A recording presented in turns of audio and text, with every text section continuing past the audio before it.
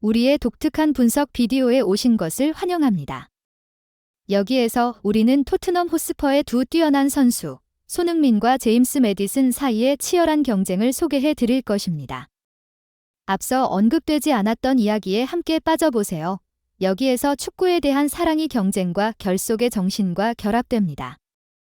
토트넘과 풀럼 사이의 중요한 경기는 24일에 열렸습니다. 토트넘은 2대0으로 승리하며 프리미어리그 1위 자리를 다시 차지했습니다. 그러나 주목할 만한 점은 승리 자체가 아니라 손흥민과 제임스 매디슨 두 선수가 같은 포지션에서 뛰는 것의 우연한 일치였습니다. 스포츠 다이렉트, 온라인 스포츠 뉴스 사이트에 따르면 토트넘 호스퍼의 포메이션에서 발생할 수 있는 포지션 갈등에 대해 언급하였습니다. 그들은 팀의 전략과 포메이션에 어떠한 영향을 미칠지에 대한 의문을 제기하였습니다. 일부 전문가들 또한 이 두 선수 사이의 포지션 문제를 해결하는 것에 대한 우려를 표현하였습니다. 그들은 토트넘이 이번 시즌의 목표가 프리미어리그 우승이라면 이 문제를 신속하게 해결해야 한다고 주장하였습니다. 그들은 또한 토트넘이 지난 시즌 초반에 강력한 모습을 보였지만 시즌 후반에 약해졌다고 지적하면서 이 문제의 해결이 더욱 중요해졌다고 강조하였습니다. 미국의 대형 뉴스 사이트인 디 애슬레틱에서도 팀 내 선수들 사이의 갈등에 대해 보도했습니다. 이러한 갈등이 팀 내에서 큰 영향을 미칠 수 있습니다. 심지어 티에리 앙리와 같은 유명한 전 축구 선수들도 토트넘과 풀럼 사이의 경기에서 일어난 몇몇 상황에 대해 불만을 표출했습니다. 그는 손흥민으로부터 멋진 어시스트를 받은 후 매디슨의 불만스러운 반응이 이해되지 않는다고 말했습니다. 앙리는 매디슨이 자신의 포지션을 받아들이고 항상 개인적인 득점 기회를 찾지 않을 수 있는지 의문을 제기했습니다. 그는 이것이 팀워크와 팀 내 화합에 영향을 줄 수 있다고도 언급했습니다. 그러나 일부 전문가들은 손흥민이 해당 상황에서 슛을 직접 쏘지 않은 것은 개인적 압박 때문이 아니라 호세 무리뉴 감독의 전략과 지시 때문이거나 아마도 팀의 이익을 위한 올바른 결정일 수 있다고 분석했습니다. 일부 사람들은 이러한 상황이 득점 경쟁에서의 선수들 간의 경쟁으로부터 시작되었을 수 있다고 생각합니다. 그들은 또한 프리미어리그가 라리가와는 다른 경기 체계와 구조를 가지고 있기 때문에 선수들 간의 관계가 다른 리그에서 우리가 흔히 보는 것과는 다를 수 있다고 지적했습니다. 다양한 의견과 분석들을 바탕으로 다음으로 떠오르는 질문은 이러한 상황이 토트넘 팀 내의 동료 간의 기분에 어떠한 영향을 미치는지와 손흥민과 제임스 매디슨 두 선수가 앞으로 이 상황을 어떻게 처리할 것인지에 대한 것입니다.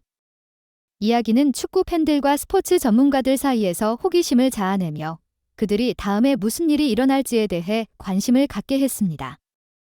충격 주장손, 해리 케인처럼 떠날 수 있다. 영매체 잘 마드리드 유력, 손 곧 32세, 이적 가능한 선수. 놀라운 주장이 등장했다는 소식이 이번에는 흥행했다. 우리 모두 잘 알고 있는 축구 스타 손흥민, 나이 30일, 팀은 토트넘. 이 자신의 현재 소속 팀인 토트넘을 떠나서 다른 팀으로 이동할 수 있다는 주장이 공개된 바 있다. 이 주장은 일전에 했던 해리 케인의 바이에른 뮌헨 이전과 비슷한 상황을 떠올리게 한다. 후자의 경우에서는 천문학적인 금액이라는 구체적인 이적료가 거론되었던 점이 주목할 만하다. 스페인의 대중지인 피차체스와 영국의 월간 축구 전문 잡지 포포투는 27일 한국 시각 기준에 다음과 같은 내용을 전하였다. 토트넘은 손흥민이 곧 32세의 나이에 접어들게 될 것이라는 사실을 고려할 때 적절한 가격에 그의 이적을 수용하게 될 것이라는 뜻이다. 이는 해리 케인의 이적료를 토트넘이 받은 다음에 그들이 전체 선수들을 재편성한 것과 매우 유사한 상황이다. 그들은 또한 트랜스퍼마르크트에 따르면 손흥민의 가치는 대략적으로 5천만 유로로 평가된다라고 전하였다. 또한 손흥민을 유심히 지켜보는 팀에 대한 특정 정보도 드러났다. 스페인의 피차체스지는 지난 9월 말에 이에 대해 보도하였는데 그 기사에서는 레알 마드리드가 그 팀이라고 밝혔다. 레알 마드리드는 벤제마가 이직한 사우디에 대체로 오게 될 선수를 찾고 있다. 그러나 이는 웬만한 슈퍼스타조차 쉽게 메울 수 없는 자리다. 이 위에 언급된 매체는 레알 마드리드는 손흥민을 활용하여 중앙 공격수 포지션을 채울 계획이다라고 전하였다. 충분한 가능성이 있는 추측이다. 손흥민의 본래 위치는 왼쪽 윙어로 그는 여전히 빠르고 날카로운 움직임을 보여준다. 또한 그의 팀메이트인 파페 사르에 의하면 토트넘 팀 내에서 훈련 중에 가장 뛰어난 기술을 보여주는 선수는 바로 손흥민이라고 설명할 만큼 그의 실력은 상당하다. 그동안 많은 축구 팬들이 완전히 알지 못했지만 손흥민의 볼 핸들링과 드리블 등의 기술 수준은 상당히 뛰어나게 평가받았다.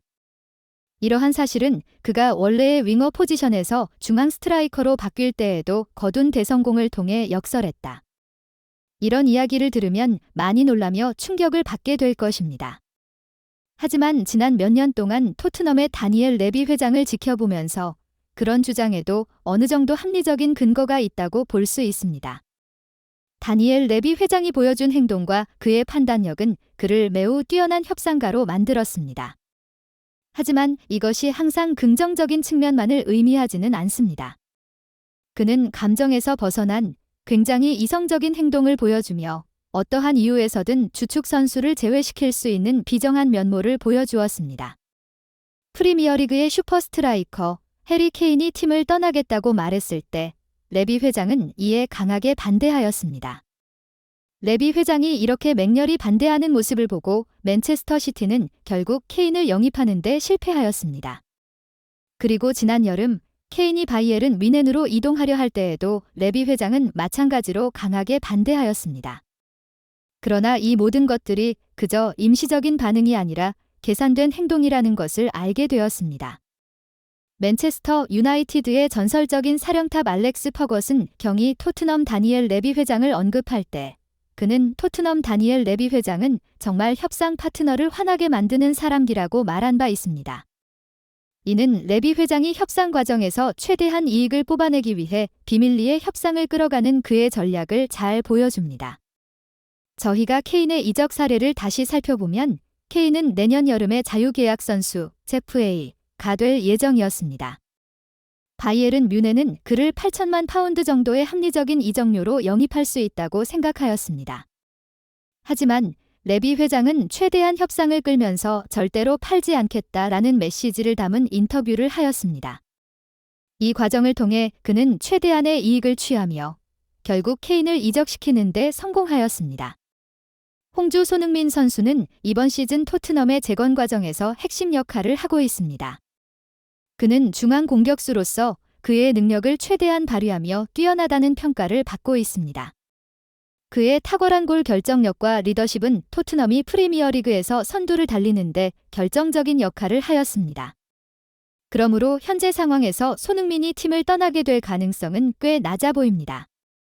토트넘은 손흥민에게 적절한 재계약 조건을 제시하려는 입장입니다. 하지만 만약 레알 마드리드가 손흥민을 영입하려 한다면 다니엘 레비 회장이 어떤 전략을 세울지는 예측하기가 어렵습니다.